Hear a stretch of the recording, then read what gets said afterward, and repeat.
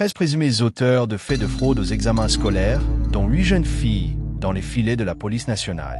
Parmi les 8 filles, cette candidate au brevet d'études du premier cycle BEPC session de 2025. Le secret d'un peuple, c'est le groupe WhatsApp que cette bande organisée dont la tête pensante est un jeune élève de la classe de première et âgé de 24 ans a savamment mis en place afin de procéder à des manœuvres de tricherie pendant la composition des épreuves. Les candidats, selon les consignes données par la nommée BR, devraient tout faire pour entrer avec leur téléphone portable Android dans la salle de composition. Pour ce faire, les filles devraient porter des jupes amples ou des pagnes en dessous de la tenue. Et les garçons, de gros pantalons munis de poches cousues au bas à l'intérieur.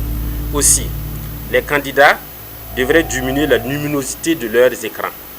Et une fois en salle, après le partage des sujets, prendre une photo et envoyer dans le groupe. Et dès que le sujet est envoyé, le nommé B2 fois A envoie cela au nommé 3 fois A au nommé BS en fonction de la matière. Ces derniers traitent les sujets rapidement grâce à des applications dénommées Chat, GPT, Gold et DeepSeek. Tout est parti selon le commissaire central de police du commissariat central de Bobo-Dioulasso de l'arrestation d'une candidate au jury numéro 1 de Pénis.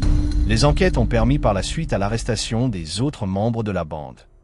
Les agents de police sur place ont constaté qu'elle est membre d'un groupe WhatsApp dénommé Le secret d'un peuple, où les corrigés des sujets de l'examen en cours sont transférés.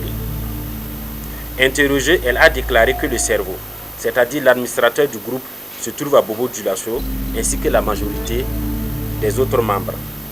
Sans désemparer, la brigade de recherche et d'intervention du commissariat central de police de la ville de Bobo-Dioulasso a ouvert une enquête dans le but de mieux élucider les faits, en identifiant les auteurs, membres du dit groupe, et suivant leur interpellation. Les enquêtes se poursuivent selon le commissaire Soumela, nombré afin de mettre la main sur d'autres acteurs qui seraient impliqués dans cette manœuvre. Des informations à notre disposition indiquent que cette pratique n'est pas spécifique à la région des Hauts-Bassins. Bien d'autres régions et villes du pays pourraient être encore concernées.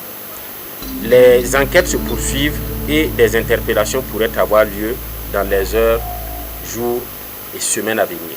En attendant d'être mis à la disposition de la justice pour suite à donner à la procédure, les mises en cause, faut-il le rappeler, encourent des peines d'emprisonnement allant de 6 mois à 3 ans et une peine d'amende 3 à 6 millions de francs CFA. En plus de ces peines, ils encourent des sanctions disciplinaires pouvant aller à leur exclusion de la composition des examens scolaires pour plusieurs années. Selon Yacouba Farka, chef de service de la police judiciaire des Hauts-Bassins.